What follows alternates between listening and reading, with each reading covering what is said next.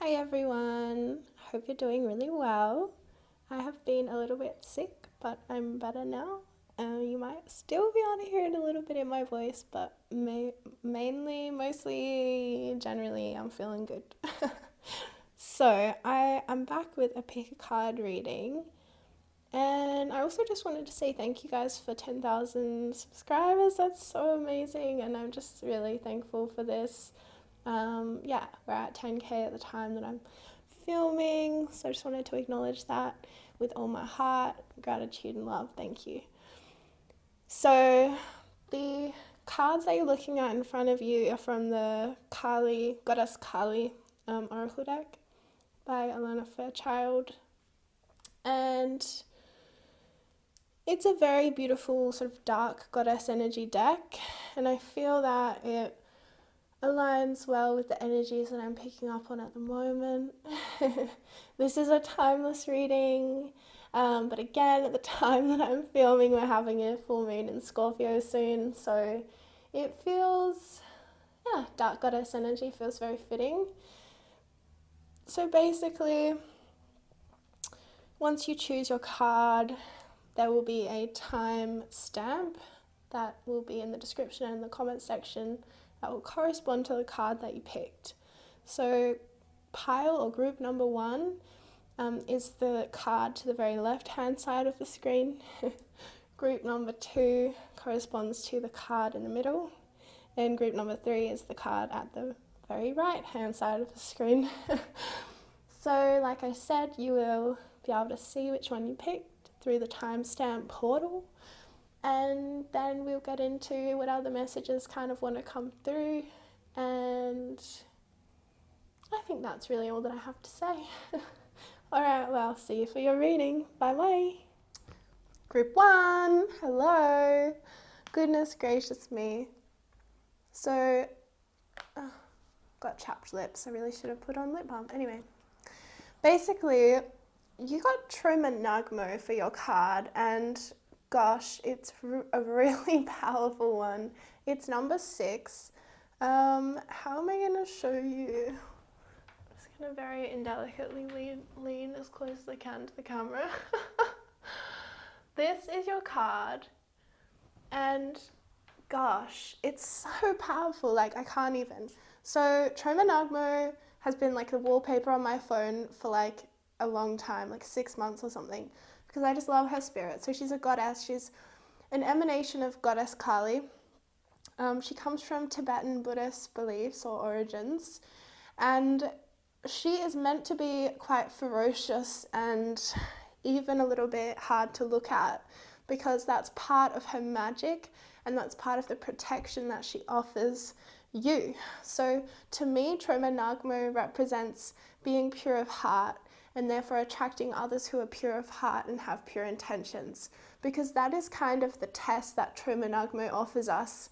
So Troma is, like I said, she wears, skulls as a necklace. She has, I think she has like hearts in her hand, and her face is like, potentially a little bit sort of demonic even. However, what she represents is truth and purity, because for those souls who are capable of looking through those appearances, those surface level appearances, they will be offered the divine protection of Troma Nagmo. So it's kind of like, if you can see through all of the scary appearance of her, she offers you everything. And those who cannot see through her appearance, well, they're taken care of, right? Because they're not brought into her divine protection. They're not brought into her heart space. So it's like they missed out.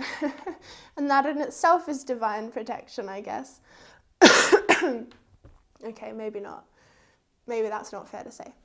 Anyway, Troma Nagmo. So honestly, I don't even really want to read from the book now, because I thought, I should read you the thing from the book. Look up Troma Nagmo as a goddess if you want more information. It's literally Troma Nagmo, 2 words, Troma Nagmo. Now, this is number 6 in the deck, and number 6 is the energy or the frequency of the planet Venus. So I feel like there's something to do with appearances and maybe like how you're seeing yourself as well as how you're seeing others, that something's like not 100% sitting there well with you. And I honestly think Spirit's coming through to say, like, I don't even think Spirit's coming through to say that you aren't seeing yourself clearly right now, and you may very well not be seeing others clearly, but mainly I feel for yourself. There's something about like not letting yourself feel really like taken down into a low place because you feel negative about the way you look. And recognizing that the way that you look literally changes all of the time. And okay, so of course we all look different all the time because we're having different angles, different things, whatever. But ultimately, like, our energy is in constant fluctuation as well. And I know this as someone who has to like somewhat film themselves as a profession. It can be kind of disconcerting at times because you can literally have a really good camera angle and you're like, wow. And then you have another camera angle and you're like, oh my gosh. And it's sort of like, just like there's no continuity, basically. That's what I feel. I myself am a bit of a shapeshifter though, especially in my face and stuff. Like a lot of different things can be seen in me that aren't necessarily me, but they're not necessarily not me. I don't even know where I'm going with this anymore. But basically,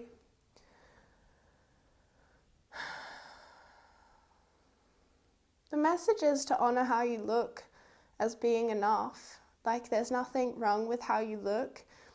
And to recognize the divinity in your appearance. So we aren't meant to be everyone's cup of tea, but we also aren't meant to sort of like judge ourselves based on how other people might see it. So if you are attracted to somebody because of the soul energy they have, and you have a friend who's like, oh, I'm not into that, then that's fine.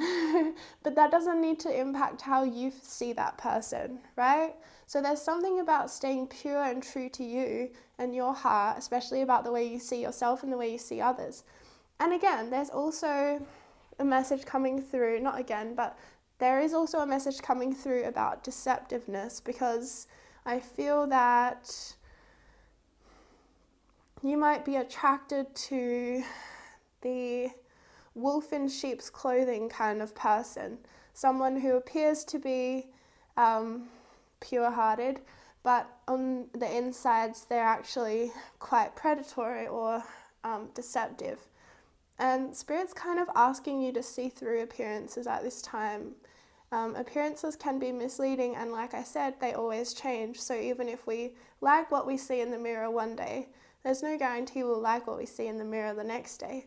So it's about holding a larger or a wider frame of reference for yourself and others. So as your image fluctuates, which it will, you can have a consistent sense of love for that image or for your expression of your physicality in the world. Because the other aspect is that this is what's coming through. I feel it strongly, but when we get too egoically attached to how we look, there's often things that will come in to challenge that. And to kind of knock us down sometimes, or it can feel like this endless cycle of searching for improvement or for how can I look better. And so there's like ways, it's Spirit saying there's nothing wrong with appearances or wanting to change your appearance even. There's nothing wrong with experimenting with that stuff, but it's about which place in you is it coming from, and asking yourself the question, do I love myself for who I am regardless of? Like really though, really regardless of anything else on the externals. Because far out, like, I don't know. I just think we've gotten to a point in our society where it's like we're so focused on appearances, and there's nothing wrong with it. Like I said, I keep saying it, but there is something quite disturbing to me in this like relentless pursuit of the improvement of the appearance, because improvement to what end or at what cost? Like, and it's strange. It's a strange world, because it's like I can't really say that it's one or the other. There's really both. It's fine to change your appearance, but at the same time, wouldn't you prefer to spend that energy on loving yourself for who you are? Because imagine if you looked like Tro Monogamo, okay? Well, you would freaking know. You would know without a shadow of a doubt that the people that you've attracted into your life love you for you, right? Or they love you for your ferociously scary appearance. Do you know what I mean? Like, there's no sense of like false or inauthentic motives, right? So maybe what I'm picking up is that you might attract people, because I think you're probably a very, very beautiful, handsome, attractive, uniquely attractive, like, you know, kind of a little bit takes your breath away, kind of like double take kind of attractive. That's my feeling of you. So maybe you attract people who are like possessive of your beauty, even, I'm hearing. And Spirit's saying like, this is an endless roller coaster of cycles if you only choose the people that don't look past your appearance and see what you have going on inside of you. And you obviously have amazing things going on inside of you. That's like no doubt in my mind. But for some reason, appearance is really coming strong. And again, like, there needs to be love. That's what I feel. Because think about it. We can take all the best angles, right, of whatever, you know, of our face and of our butt and whatever. But ultimately, like, if you open your phone camera by mistake and you've got the angle going up onto your double chin, can you look at it? Can you look at that and be like, hell yeah? Like, can you look at that image of your double chin and be like, yeah, that's me. That's me. Because, like, it's so powerful when we have this, like, well, and it's not even something that I can say that I have myself. I work on it, and I really acknowledge and honor in other people the sense of like not censoring yourself at all, because truth changes, right? Because we change our opinion on things, we change the way we see things, but ultimately how we believe things changes. A lot of things will change, and including our appearance. I mean, think about it. We age, we literally decay. Like, we will change, we'll change our form. But there's something really powerful about not needing to censor that. So, you know, just because, sure, you might not post the double chin photo for the whole world to see, but do you have to really censor it from your own self too? Like, really though? Like, what does that really mean? Like, if you can't look at that in your own private time, like, why? Where have we gotten to as a world? Do you know what I mean? We've gotten so used to this like perfect manicured like image of ourselves and of others, and to see anything other than that can be like really alarming. But it's also true, you know, it's part of the fullness of the truth. And often when we care the least about how we look, we end up looking the most beautiful, you know, because there's nothing kind of like in our aura that's trying to like suppress or like, you know, trying to control that expression of our life force energy. I was going to say, I just filmed today for Patreon it's like a full chakra energy clearing and healing, and one of the things that we did, or that I facilitated, was that the aura was going to be super glowing afterwards, because it was. Alright, so I'm going to close my eyes to pick out a chakra card for you that represent like whatever spirit needs me to know right now. Third eye. That's perfect. Third eye in terms of seeing through people, right? Seeing the wolf inside of those sheep's clothing. Seeing the sheep inside of those wolves' clothing, because it goes both ways. And recognizing like that for you as a soul, because I just know this for you, what is important to you is truth. It really is. So for you to keep attracting people that maybe aren't honest or that are inauthentic about their intentions with you, or they say that they're fascinated with your soul, but actually they just want to possess your beauty, that keeps coming up. People want to possess your beauty. People want to possess your beauty. And Spirit's asking you to have discernment about who you let in to your flippin' heart life, your heart light and your heart life. Because Chromanagmo, right? Like I said, she's the perfect symbol of protection because she's all like, rah. So no one's going to be coming towards her unless they have this pure of heart, right? They're going to come towards her for the right flippin' reasons. And then she gives them the reward of that test of their character through her divine protection. Yeah, that's what I'm feeling for you. Oh, and look at this, shifting beliefs. So exactly. How we see things is always going to be changing.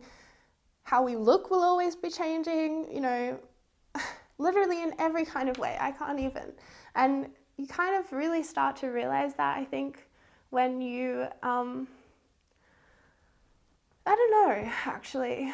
I was going to say when you start to like film yourself, but at the same time, we're always taking photos of ourselves in our culture and stuff, so it's fine. But yeah, shifting beliefs is very interesting because the third eye is truly like a lens through which we filter our own, it's like a lens through which we filter otherworldly information through into our physical world. That's how I feel it and how I see it. And therefore everyone's third eye is unique and different to them. Truly, everyone will see or perceive the same thing really differently. But at the same time, truth is the wholeness of that thing. So often we can be challenged in life by the fact that we might see one thing as true and we're adamant that that is true, and then somehow we will be shown the opposite to be true, or we will be shown the truth in many different ways.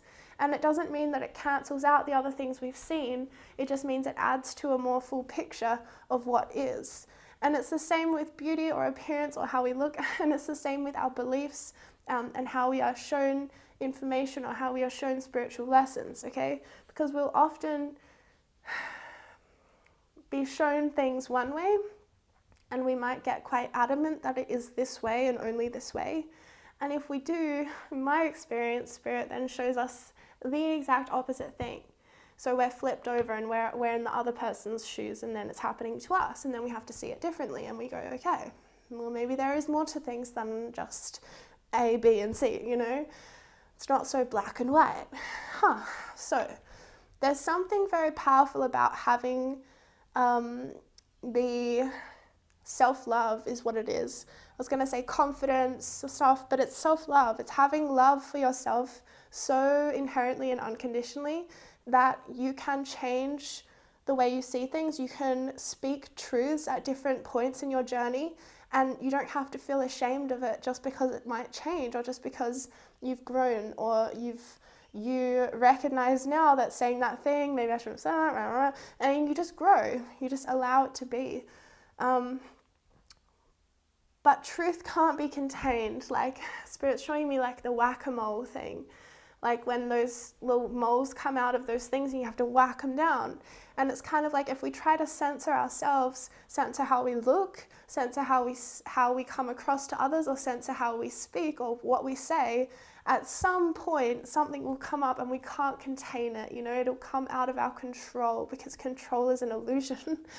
So there's something super powerful about surrendering to the ever-changing and also incredibly wildly vast sort of tapestry of our lives and our choices and our truths. And it's all there, you know? So to try to be like, no, just look over here at this one little part, I swear, just don't look anywhere else. It's like, that's exhausting. So I really hope that's making some sense. I really do. I hope it's making some sense. Goodness gracious me.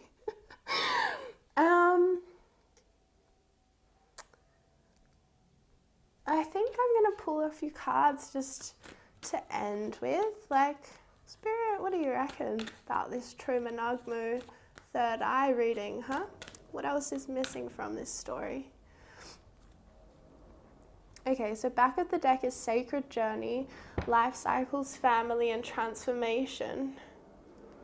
And then we also have Moonlight, Travel, Romance, and Potential. So Life Cycles, Family, Transformation, Travel, Romance, and Potential. We have Moonlight and we have Sacred Journey. I mean, there's a moon on both of these cards. This deck is very moony, very moon heavy.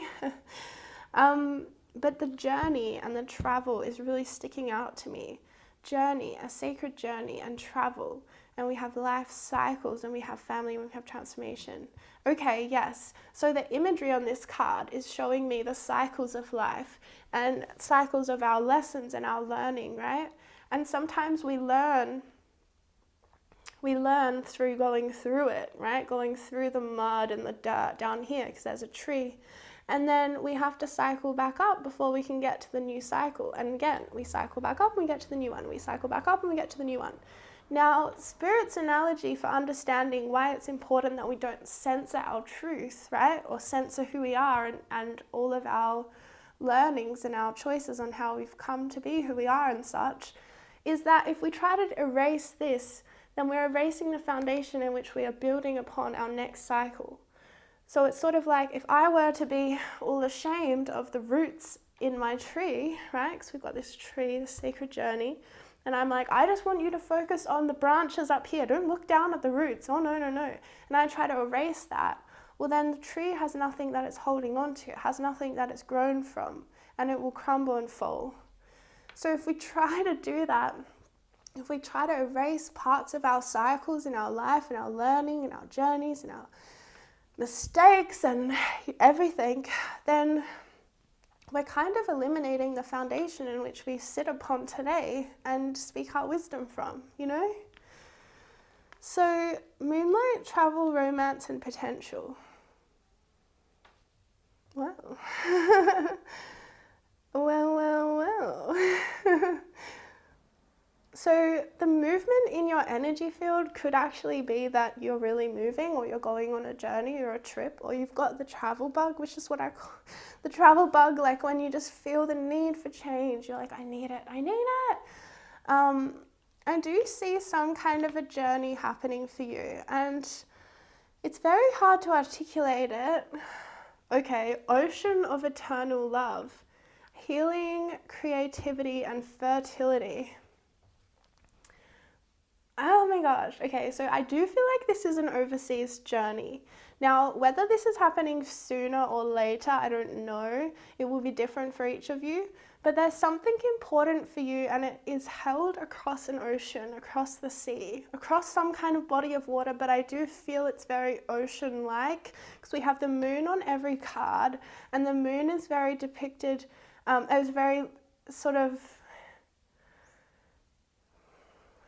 connected to the ocean and the way that the ocean moves and the movement of the ocean, etc. So there's something held for you across an ocean, across a body of water that is salty. Oh, sorry, sometimes I just laugh at the way Spirit gives me messages. And it will offer you something to do with healing, but actually the journey to that thing is the healing, and then once you get there, there's something fertile that's going to be grown or born of this journey. Even if you're just going away for a little period of time, even if you're just going down to the coast near where you live, there's something about this journey towards this water, and then when you get there, it represents the culmination of a cycle, and your cycle will end there, and something new will be reborn. And it's very, very beautiful. Like, I'm seeing that it could literally be you meeting someone you end up having children with, like, or you traveling to meet someone, or some kind of a beautiful art project is born in this place or at the beach. Like, there's something big, you're like giving birth to it though. And it might not be born right then, but it will be like there's some healing cycle that will end when you get there, and then something new will be born from this place. It might not stay in this place, but it will be activated by this place. Wow, very unique messages. I mean, wow. I'm going to pull one more card for you so we can end kind of like, you know, I don't like to like rip the reading out and be like, right, bye. I want to kind of like wind down, like let's take it slow, let's go, you know. So which card will end with? Okay. Okay, that one was so ready to come. Divine guidance, spiritual growth. Oh my God, these are both like really connected actually, these two cards. Wow, divine guidance, spiritual growth. Divine guidance, spiritual growth. Divine guidance, spiritual growth. Divine guidance, spiritual growth. Spirit's telling me that your third eye abilities are unique and they are profound. Okay, they are unique and they are profound. Now, inherently third eye abilities are unique because, like I said, they're a very unique lens that's different for each human or different for each being. There is something about you offering your third eye vision to the world as divine guidance that will assist in your spiritual growth. Now, this does not have to be in any kind of an intensely formal way, but it's about integrating it into the way you live your life so that it's just a part of you and it's a part of how you share and express in the world. Integrating this third eye vision, the way that you see things and your belief about the world, not hiding that from people and not judging other people for not being able to see things the way you see things, but recognizing that what you see and how you see it is valid and valuable, and you can offer that in a way that feels integrated into the way you live your life, not separate to. Okay? All right, well, thank you so much, Group 1. I really hope that this has served you today in some way. And yeah, I offer you a lot of love on your path. Hope to see you soon. Mwah. Okay, Group 2, hello. You picked card number 1, as in number 1 in the deck, the Kali deck, and it is the emanation of Kali as Smashana or Smashana? Oh, I'm sorry, I don't know how to pronounce it. If you wanted to Google this goddess, it is Kali, but it is Smashana. Okay. So the energy of this card is all about, it's kind of like the Tower card in the Major Arcana in the Tarot. It's about like radical change and new beginnings because it's number 1. But it talks about like this emanation of Kali is very fierce, and it's about things that are kind of like swept away, like destroyed, destruction energy, so that you can rebuild something aligned to you. Or just generally, there are natural cycles in life where things end and then we're in a building phase, etc. So your energy right now is potentially still a little bit like vulnerable and maybe even like feeling kind of like fragile because I think you've probably had quite a few things ending or having had ended, and sometimes there's like, you know, we need to be gentle with ourselves before we can just like 100% go full force into something new, right? So the energy is one of abundant potential and infinite possibilities though, which is beautiful. Now that can definitely be overwhelming when we're so used to living with restrictions on what is possible or what restrictions of what we see as being our choices. So I feel like actually one of the strongest messages coming through with this card is to recognize that we often have choices that we didn't even know that were there. And one of the prayers that I find really helpful is to ask to see all of my choices for what they are. Because the way that we change our karma is by making new choices. Really. That's it. That's all that it is. There is no such thing as you have to pay off a debt of karma because you did all these really bad things and blah, blah, blah. But it's like the choice towards deception creates more deception in your experience and in your I guess, frequency and how you feel most drawn to that choice. But actually, right, we have a million choices available to us, but maybe we only see two. So being able to have the freedom to see more of our choices allows us to make change, and that is what changes karma. So again, karma isn't that you have to pay off like a million bad choices, but you just begin where you are and you start to make a choice that is more positive for you. And I don't say bad choice as a judgment, I say bad is actually not a good word to really use, but what I would say is negative choice in association with what your soul design is. So a negative choice for my soul is different to a negative choice for your soul, okay? Because we have really different energies. And so when we start to create negative karma in our life and it creates negative momentum, it means that we're making choices that go further and further away from who we are at soul level.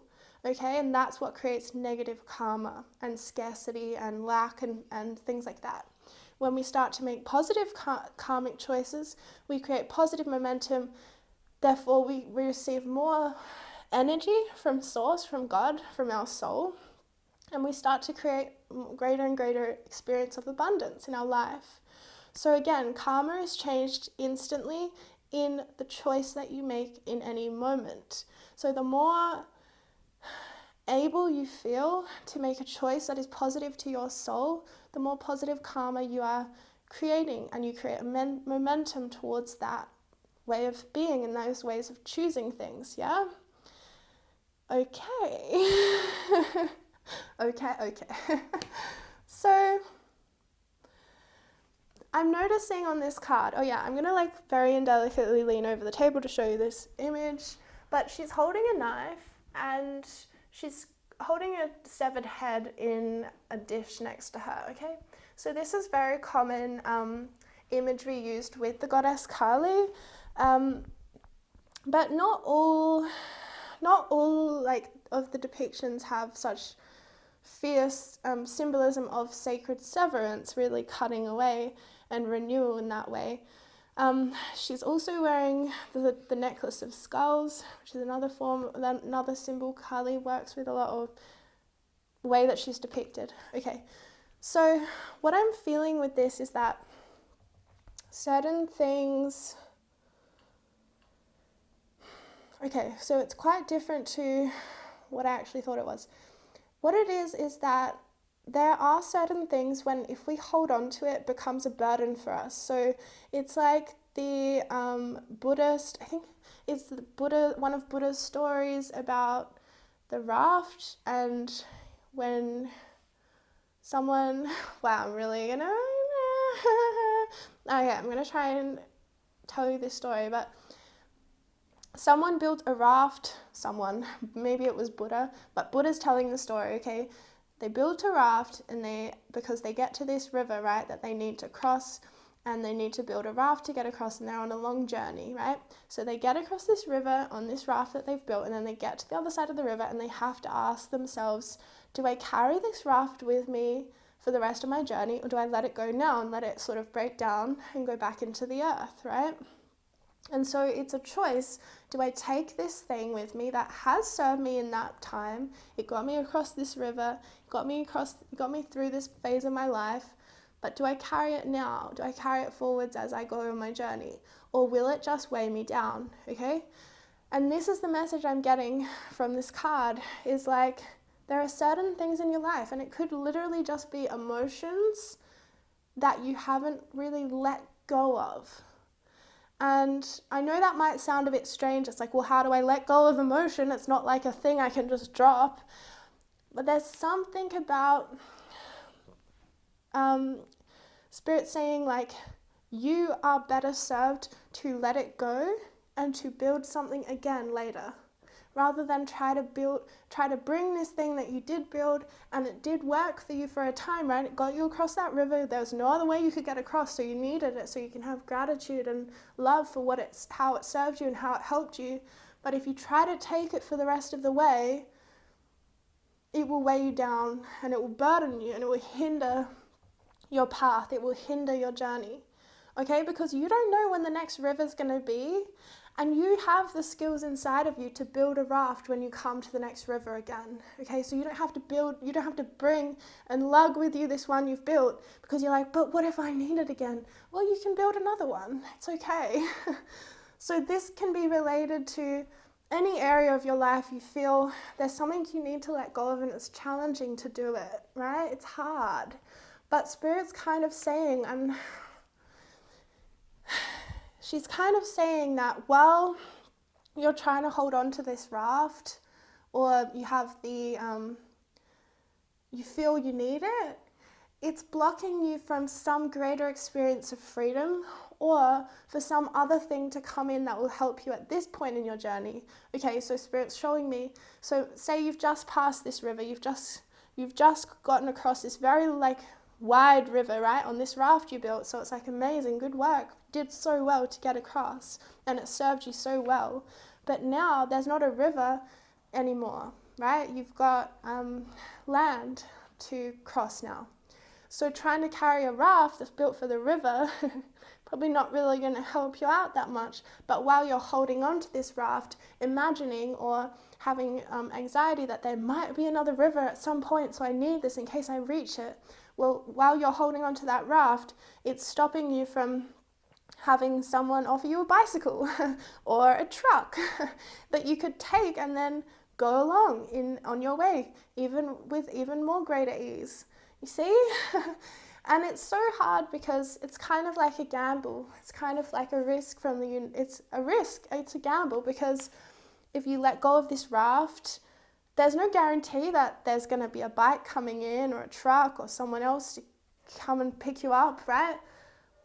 But also, while you're holding on to the raft, you don't have any room to say yes to other opportunities if they come. Because if you're passing someone and you've got a spare bike and they're just holding onto this raft looking at, it's you're not going to be oh, they obviously need this bike, you know. They're going to be oh, they've got a raft, that's cool, that's where they're at, they need their raft. But it's you don't need your raft because you're going onto land now. Okay, so that's pretty much Spirit's message to you. That's it. And it's not as easy as that because, of course, we have emotional, attachment to things, and especially if it's a person or whatever, it can be really hard to let go of things. I totally agree and I totally resonate. But Spirit is kind of trying to hint and wink. I'm so bad at winking. She's trying to wink to you that if you let it go, maybe even better things are around the corner, really. And I think that even though you have this emotional connection to this raft in your life, there is still a part of you that doesn't quite feel fulfilled by it, yeah? You don't 100% feel fulfilled by this raft because, let's face it, it's not really meeting all of your needs. You're on land now. You don't need a water vessel right now. So to have it around you, sure, you have a connection to it because it helped you along the way, but is it really helping you anymore? Not right now. So wow, so geez. So let's pull a card to finish with. Goodness me. Okay, this is great. Just wanted some positivity, come on. No, that was positive, right? Spirit's saying good things are around the corner, and also honor where you are. And yeah. 9 of Hearts, fulfillment, harmony, and protection. So yeah, Spirit is definitely with you right now, but you have free will, you know, and Spirit being the force of love. I like the word God. I use the word God. I think sometimes when I use it, people are a bit oh, and it's kind of startling because I guess everyone has their own relationship with God, with Spirit, with what is, all that is. But I like saying God, personally, and now I forgot why I was going to say that.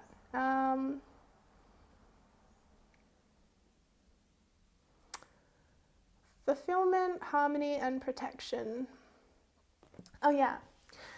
So what I was going to say is that God is protecting you, but you have free will. So there's nothing that, protection is, like, the greatest protection we have is making choices that are true to us. Like, that's it. That's all the protection that we kind of need, is being super honest with ourselves and making choices that are true to us, okay? And truly, when we are in the frequency of love, like really in the frequency of love, like high vibrational, we are in love, fear doesn't look the same anymore. It really doesn't. It looks totally different. We see illusions for what they are.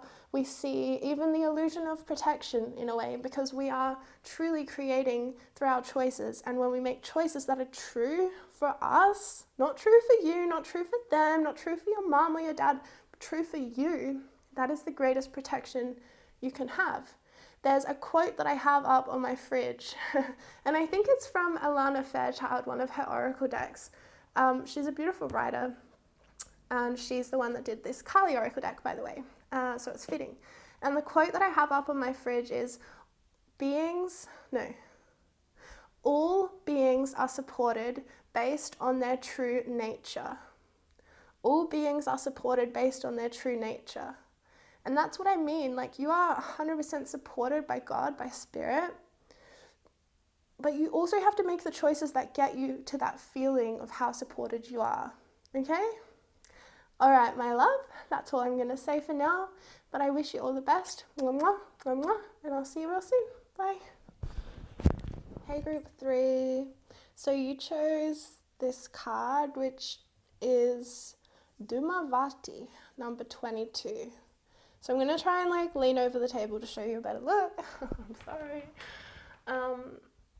This is a very interesting card. It's very dark energy. I mean, dark goddess, of course, but it kind of talks about, well, I'm actually going to read from a little part of the book, which I didn't do for the other groups, but this one has a really kind of different energy. Yeah. So it says about Dhumavati, she dwells in the smoke and presides over the most difficult transitions. Yeah. So I did feel that you're going through some really challenging stuff right now, potentially dealing with like death and grief, or things ending in general.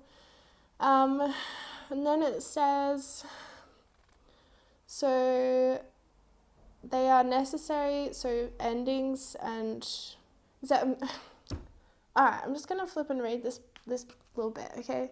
Oh my god! Okay, I'm sorry, I don't know why I'm being so self-critical. She who knows that certain endings are unavoidable, as they are necessary predecessors to radical reinvention. Her presence brings the message that though disappointment, defeat, or loss may cause suffering for a time, they will not limit your future happiness. They are a means for opening as yet unrecognized pathways for fulfillment. Your trust must be unconditional at this time, and later you shall see that everything has worked out for the absolute best. So, her name, Dhumavati, she is the 7th of the Mahavidya wisdom goddesses, and she is the crone goddess. Okay, I love this. She is...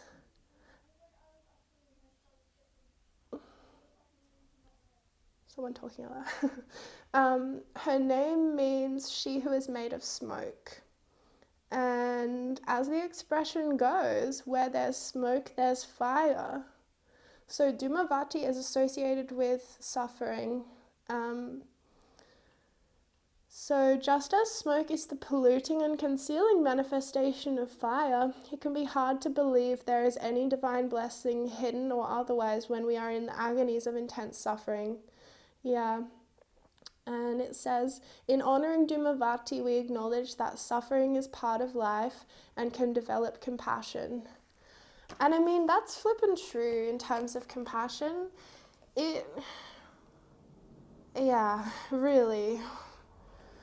I'm feeling a lot. I'm getting goosebumps like all over my body right now. So,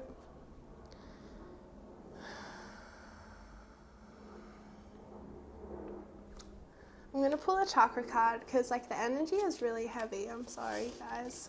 I don't want to like give messages that like aren't right, because I can feel your energy, and it's like I want to just be really gentle and considerate right now with you.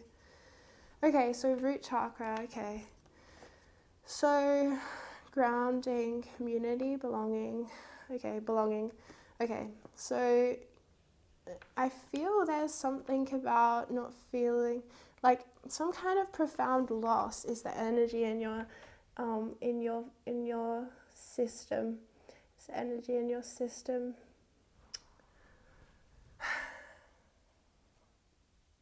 Wah. Pretty much. Just wah. And I'm getting a lot of images, but none that I really want to share because they're very triggering, to be honest. This is why I'm sorry, I'm just being authentic. I can't say certain things I've seen because I don't want to trigger anyone. Spirit, what is your message at this time? Oh, wow, that's pretty profound. Okay, so we've got purification water and purification fire. There are 2 purification cards in this deck, and you got both of them. So one is water and one is fire, okay? So the purification through water is emotional cleansing and rejuvenation, and the purification through fire is the bare essentials, the naked truth and wholeness. So, wow, this is beautiful. So the purification through the water is allowing the emotions to be released and let go of, ultimately through expression of them. When we can express things at the time in which they are there and present or presenting themselves, it can lead to a quicker recognition of what the lesson or the learning is within a situation. And I think that's what the naked truth and the wholeness is. Like, you come back to a sense of wholeness, you come back to a sense of the big picture once you've gone through something very emotionally painful, a form like suffering of any form. I think it's to do with belonging, potentially soul connections and stuff, and your sense of belonging in the world. And there's alright, so the reason I'm feeling it's challenging to channel, because there are some deceased spirits with me, like from your energy, and I don't really channel them, but they're very wanting to speak to you. So it's kind of confusing sometimes. And I also feel for some of you there is a baby spirit with me, and yeah, they're going to come back. That's what they're saying. I'm going to come back. All right, so flip. So there's something about coming back into the truth through the wholeness, and like this book said, when there's been enough sort of time passed, you can see a situation from a really different perspective. And sometimes it takes like lifetimes. Like, I just did a timeline therapy session the other day, and it's kind of like, it was just like a one-off thing, kind of like a healing, and it was a clearing of like past lives. And I cleared some really intense like emotional blocks that I still had in my energy field, and I was still carrying with me from like up to 9 lifetimes ago. But it's like I didn't have the opportunity in that lifetime to do the healing that I really needed to do, which was through like really feeling the emotion to let it through me so that I could find the lesson. I was very resistant, and we all are at different things because we have terrible things happen. I mean, of course, we all know this.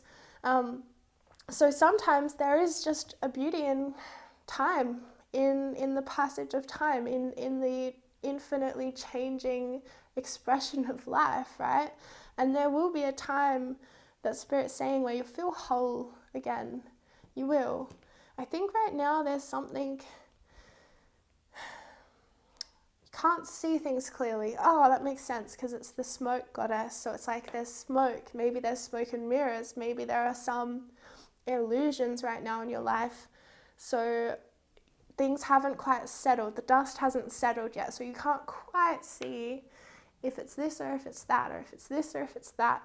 So just give it time. And I really don't usually give this message because Spirit doesn't usually tell me give it time to anyone. But right now for you, there is something that can't be seen, and it will be again. You will see it again. But it might not be very visible right now, but that doesn't mean it's not there. That's it. It doesn't mean the healing isn't there. It doesn't mean that the healing isn't already taking place and happening. It just means that the full answer of why did this happen, or the lesson of this thing, it's like you haven't flown up high enough with the bird's eye view to really see that from a completely detached place. And that's something that I did in this timeline therapy session. It's kind of like almost a little bit like hypnosis, because you're kind of in this trance and you're being led through this thing. And she'd go back to past lives, and we did it through emotion. And it would be like, go back to the first time you felt this thing for sort of an unjustified reason, or the way that she worded it was really specific. And then we would go there, and she would so it would be often in other lifetime, and then she would get you to kind of go into it and then kind of flow out of it again and look at it from a perspective very far away from it, so that you could hear the lesson that your soul is trying to tell you. Because when we're in it, all we can hear is the suffering of it, right? But if we can float above that, and like I said, this doesn't even necessarily have to happen in this life, but it doesn't mean that it's not there. And time is something very interesting, because especially when I did this timeline therapy the other day, I was like, time is literally not linear though. Like, it's really helpful to us, and for me and for everyone here, to like see it that way, because it helps give structure to things. So we can say, yeah, my past life was back here and my future lives are out here. And it's like, yeah, but at the same time, like, my past lives, right, are still impacting my present, so therefore they are present, they are in the now, they exist here with me. And when I cleared so much of that blocked emotion that I had, literally, like, it took like 2 hours, but I felt so flippin' amazing, and I still do, but like, I felt so light, like my literal energy changed so much. And it's like, time is not linear, it's quantum, it's happening in the now. And therefore there's no sense of like, oh, I'm running out of time. Maybe you have fear of like, I'm running out of time to have a baby or whatever. It's like, there is always enough time. The other thing is that you can work with time in your solar plexus chakra. So if you feel you need more time to experience something, like to enjoy a nice dinner with somebody and they only have like 2 hours with you or something, what you can do is you can put your hand on your solar plexus chakra, okay? And you can stop the time from flowing through this portal in your body. You can stop it here, and you can ask it to elongate out the sides of yourself. Now, it's a similar process if you are needing to have something speed up a little bit, because maybe you are running late. Although if you're running late, it'd probably be better to sort of slow time down so you have more time to get the thing done. Maybe not so much if you're running late, but if you have, like, for example, if I have some kind of thing I'm really nervous about, then I just want time to go so I can do the thing and get it over with. So sometimes I'll be like, speed up time so that I can like get this thing done quicker. So again, you put your hand on your solar plexus chakra and you set a very strong intention for time to quicken, but you must also remember to check back in and be like, okay, here we go. And then you put it back into normal. You just take out that block, because time flows through us, kind of thing. But our perception of time is entirely our own. So we can control that, not so much control, but we can influence our perception of time in ways that serve us, right? Okay. Okay, so goodness gracious me. Animal cards. All right, advice, Spirit, at this time. Spirit has your back, Eagle Spirit. I love that. Oh my gosh, and again, I'm getting the image of, think about eagles, they have to fly up really high in the sky to look down to see a very different perspective than probably one we hardly ever get to see. I guess if we're in an airplane, we can see that. But you know what I mean? They have a very interesting way of looking at the world. Eagles do. So the eagle spirit is with you to remember that whilst you're in something, it's very hard to see it clearly. You got the smoke goddess. You can't see anything clearly, right? But there is no smoke without fire. And what is fire? Fire is truth. It is the naked truth. Okay? So even though the smoke might be clouding your vision right now, you can rise above and through that to a new vision of truth. And ultimately, I think compassionate acceptance is what I'm hearing. So eagle spirit is with you, and you can call upon eagle spirit, just like you can call upon the spirit of fire to assist you to stay with truth. Even if you can't see it, call upon the spirit of fire to assist you to stay with truth, to keep you warm, okay? And call upon the eagle spirit to assist you to rise above in your perception of things, to see things either differently, clearly, to see a new perspective, or to see the perspective that your higher self has, or spirit, that is one of great respect for your life, like true respect for your life. It's like an honoring energy. It's like I honor you, like I honor you, I honor you, I respect you. And when we're in that place through, like from our own soul, looking at our own soul in that honoring, respectful way, like I honor you, we can find the lesson a lot easier. We will be given and gifted the meaning of things. And oftentimes what can prolong suffering, not oftentimes, but maybe just some of the time, what can prolong suffering is we're asking why did this have to happen? Why did it have to happen? And we want someone to blame, right? We can't blame them, we blame ourselves. We can't blame ourselves, we blame God. But there is a deeper compassion that your soul has for your life and for everything you've been through that you can call upon.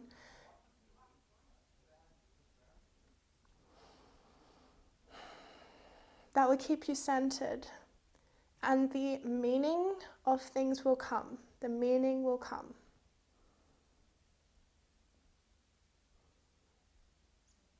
And I'm serious, for some of you guys, there's a baby spirit that's really with you.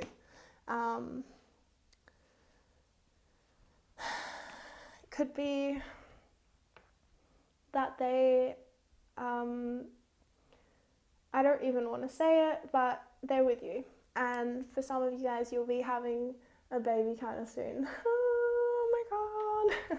This is timeless, by the way, whenever you hear that message. And kind of soon can mean different things according to spirit, right? Spirit can say kind of soon, and we're like, I'm over here like, so it's happening tomorrow? And spirit's like, it's happening in like 3 years. And I'm like, but you said it was happening soon. So yeah, take it with a grain of salt. But that baby is flippin' present. Okay, so goodness gracious me, I offer you a lot of love and compassion and kindness, and I hope this has helped you in some way. I know it's not like often that we want to really even hear things when we're in the midst of suffering and problems and stuff, so I hope this has found you at the right time, and I pray that it has. And yeah, I pray for your happiness. Mwah. I'll talk to you guys soon. Bye.